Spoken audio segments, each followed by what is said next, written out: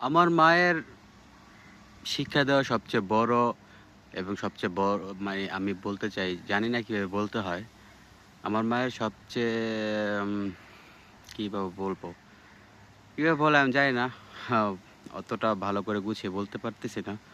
তো আমার মায়ের দেয়া সবচেয়ে ভালো শিক্ষা বা ভালো কিছু হচ্ছে, আমার মা আমাকে সবসময় একটা কথা বলতেন, আমার মা দুনিয়াতে বেঁচে নেই। সবাই আমার মার জন্য দোয়া করবেন।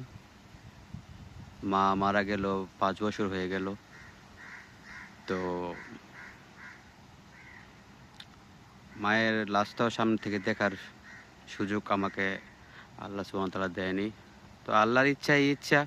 আল্লাহ যা ভালো মনে করেন তাই করছেন। যাই হোক, আমার মার সবচাইতে বড় শিক্ষাটা আমাকে হচ্ছে, মা আমাকে সবসময় বলেছিল যে, "কখনো কোথাও থেকে ঠকে আসলে চুপ করে চলে আসিস। কখনো কাউকে ঠকাস না। তুই নিজে ঠকে যাস।" তো এই কথাগুলো আমি সবসময় খেয়াল করে দেখি, জীবনের হিসেবের সাথে মিলিয়ে দেখি যে মায়ের বলা প্রত্যেকটা কথাই সন্তানের জন্য আশীর্বাদ স্বরূপ হয়ে থাকে।